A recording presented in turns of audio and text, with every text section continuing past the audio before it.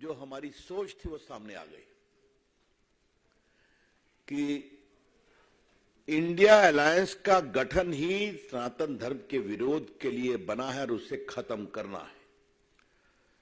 मेरे पास उनका English text भी है जो उन्होंने उसी सनातन धर्म विरोधी कार्यक्रम में कहा था जिसमें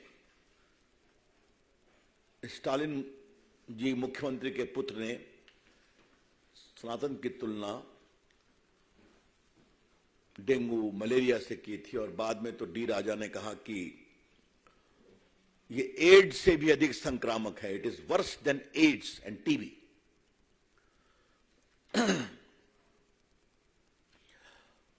आज हम बीजेपी की ओर से कुछ बड़े सवाल रखना चाहते हैं।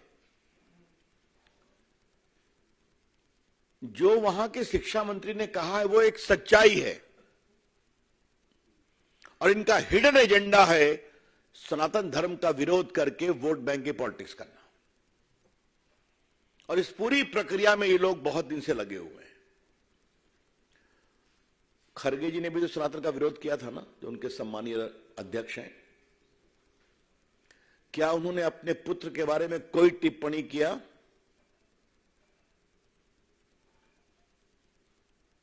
ये लोग एवरी रिलीजन की बात करके लिपापोती करते हैं। मैं कांग्रेस पार्टी से पूछता हूं और इस गठबंधन से पूछता हूं, क्या किसी और आस्था के देवों का आलोचना करने का इनका अधिकार है? इनकी हिम्मत है? कर पाएंगे क्या ये? हम सभी आस्थाओं का सम्मान करते हैं। सभी आस्थाओं के जो ईश्वर हैं, जिनको मानते हैं, हम सबों का सम्मान करते हैं। और ये वोट बैंक के लिए दूसरे पर तो चुप हो जाते हैं और सनातन का खुलकर विरोध करते हैं। थोड़ा मैं रिकाउंट करता हूं और ये बात देश में आपके माध्यम से जाएगी तो बड़ी कृपा होगी। लालू जी के पार्टी के अध्यक्ष जगता बाबू बिहार में क्या कहते हैं, जो टीका लगाता है उन लोगों ने देश को गुलाम बनाया।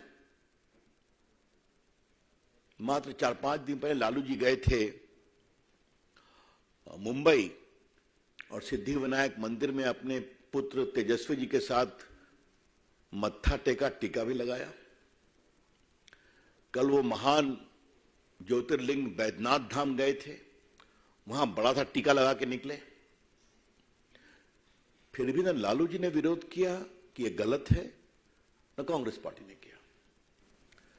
रामचरितमानस का खुला विरोध उनके बड़े शिक्षित शिक्षा मंत्री ने किया। लालू जी ने विरोध किया क्या? सोनिया गांधी ने कुछ कहा क्या? अखिलेश यादव भी पार्टी इस गठबंधन का अलायंस है। उनके मौर्य साहब दिन रात सनातन और रामायण पर भद्दी भद्दी गालियां कहते हैं। कभी उन्होंने कहा इसे मना करो, ये ठीक नहीं है?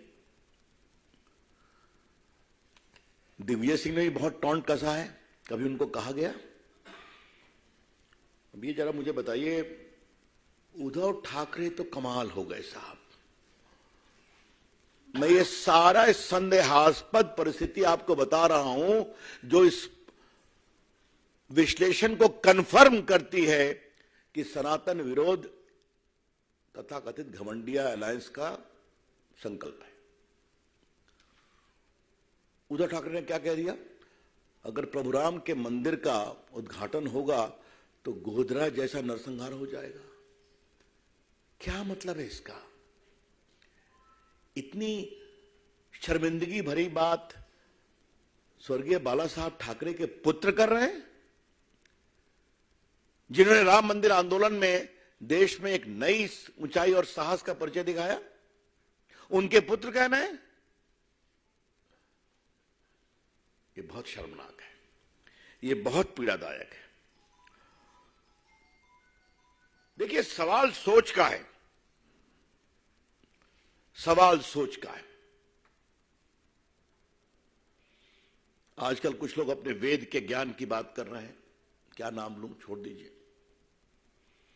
लेकिन भारत के वेद का एक ऋग्वेद है सबसे प्रमुख, उसकी एक सूक्त बहुत इंपॉर्टेंट है जो सनातन को स्पष्ट करती है। एकम सद्विप्रा बहुधा वदन्ति, truth is one wise men interpret it differently. आपके सत्य का ये मार्ग है, आप उस पर चलो। मेरे सत्य का ये मार्ग है, मैं आप पर चलूंगा। तो मेरे मार्ग का सम्मान करो, मैं तुम्हारे मार्ग का सम्मान करूंगा, क्योंकि तुम्हारा सत्य और मेरा सत्य एक ही स्थान पर पहुंचता है जहां पर रहते हैं परम सत्य, इटर्नल, पेरिनियल, इंडिविजुअल। यही तो है सनातन। आपके जो भी विचार है करो, लेकिन बाकी सब पर खामोशी और सनातन का खुला बेशर्मी भरा, निकृष्ट, अमर्यादित, क्या मैं क्या आलोचना तो कहना भी आलोचना को शर्मिंदा करना होगा। यह बहुत पीड़ादायक है। इसलिए फिर पूछता हूं, सोनिया गांधी जी खामोश क्यों है आप? सोनिया गांधी जी, आप अपने कांग्रेस पार्टी की सबसे बड़ी नेता आप ही हैं। पूरी अथॉरिटी आपके पास है।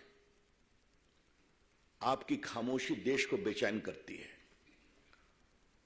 और भाजपा की ओर से हमें कहने में जरा भी आपत्ति नहीं है, मौनम स्वीकृति लक्षणम, your silence is an indication of approval as to what is being said.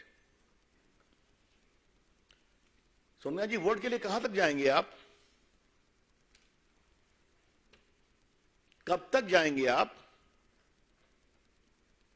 3 तलाक का विरोध किया आप लोगों ने। राम मंदिर के सुनवाई में आपके लोग अड़ंगा लगाने की कोशिश कर रहे थे। घूमती हैं आप भी, बाकी लोग। कभी राम मंदिर का दर्शन करने की इच्छा आपके मन में हुई क्या? नहीं हुई ना।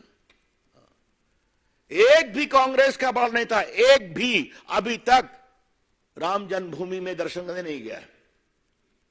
मैं बड़े नेता की बात कर रहा हूं। तो वोट बैंक के लिए सनातन का अपमान क्यों? I repeat, madam Sonia ji, just for the sake of vote bank politics, this shameful denigration of Sanatan. Why? हमें गर्व है सनातन की परंपरा पर। और जो एक बात मैंने पहले कही थी, मैं दोबारा देश को बताना चाहूंगा कि सनातन में आप किसी समुदाय में पैदा हो, किसी जाति में पैदा हो, किसी वर्ग में पैदा हो, अपने तप संकल्प से आप ईश्वरत्व को प्राप्त कर सकते हैं। हमारी सबरी मां तो भीलनी थी ना, आज उसका भी मंदिर बन रहा है। झूठे बेर खिलाए थे, क्योंकि राम को मालूम था इसमें रामत्व है। ये हमारे केवट राजा, निषाद राजा, जिन्होंने पार कराया, प्रभु राम ने क्या कहा था, मैं लौटूंगा श्रीलंका से तो तुम्हारे घर एक दिन रहूंगा, अयोध्या जाने के पहले। आज उनका भी मंदिर बन रहा है। संत रविदास क्या थे? सबसे जो उपेक्षित परिवार से जूता सिलने का काम करते थे, लेकिन अपनी प्रार्थना तपस्या से इतने बड़े संत बन गए कि आज बड़े बड़े सन्यासी उनको प्रणाम करने आते थे। और आज मोदी जी ने उनका बहुत भव्य मंदिर बनवाया है काशी में, और नया सागर में बनने जा रहा है। इस देश के कोने कोने में आप देखेंगे कि गरीब से गरीब उपेक्षित परिवारों के लोग अपनी साधना से सनातन की ऊंचाई प्राप्त करते हैं। यही है भारत। मित्रों, एक सवाल है सोनिया जी, भाजपा की ओर से हम आपको साफ साफ बताना चाहते हैं, आपके गठबंधन के बारे में हम, सनातन का अपमान नहीं सहेगा हिंदुस्तान। हिंदू आस्था का अपमान नहीं सहेगा हिंदुस्तान। और अब तो इसको हम गांव गांव पहुंचाएंगे। अच्छा है सोनिया जी, आपने एजेंडा सेट कर दिया है अपने मित्रों और चेलों के साथ, स्वागत है आपका।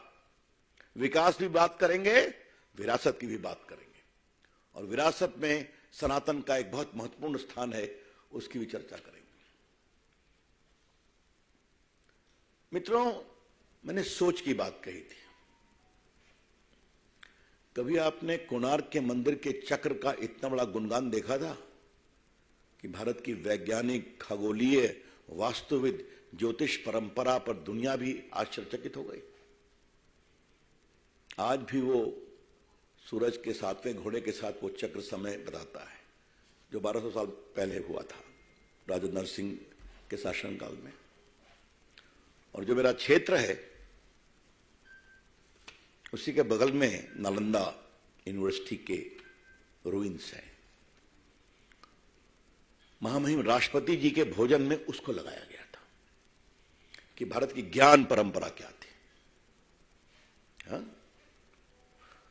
और क्या ट्रेजेडी है कि जिस बख्तियार खिलजी ने उसको जलाया और 6 महीने तक जलता रहा। इतने ग्रंथ थे लाखों वहां पर, और बड़ी संख्या में दुनिया भर के स्टूडेंट्स वहां पढ़ने आते थे। वो 6 महीने जलता रहा और उसका हमला करने वाला बख्तियार खिलजी के नाम पर बख्तियारपुर है। क्योंकि उसका नाम बदलने में नीतीश बाबू का समर्थन जरूरी है, तो वोट बैंक के लिए वो भी नहीं करेंगे। लेकिन गर्व है हमें हमारे प्रधानमंत्री पर और महामहिम राष्ट्रपति जी पर कि दुनिया के लोग आए और प्रेसिडेंट बिडेन को उन्होंने बताया this is the intellectual knowledge परंपरा ऑफ सनातन। हाँ? मित्रों, बाकी तो बहुत लोग करते हैं, विवादास्पद बयान करते हैं, विरोध करते हैं, उसकी बात तो मैं क्या कहूं। लेकिन सनातन के बारे में एक बात कहना पड़ेगा। मैं सोमनाथ मंदिर का जिक्र किए बिना नहीं रुकूंगा। थोड़ा आजकल इतिहास को गंभीरता से पढ़ने की कोशिश कर रहा हूं, समझने की कोशिश। कांग्रेस के इशारे पर वामपंथी इतिहासकारों ने क्या कहा कि सोमनाथ मंदिर को गजनी लूटने के लिए गया था क्योंकि वहां सोना बहुत था। मैं अभिनंदन करूंगा विक्रम जी और अन्य कई युवा इतिहासकारों का जिन्होंने एविडेंस के बिना पर यह साबित कर दिया कि मोहम्मद गजनी के जो इतिहासकार साथ चल रहे थे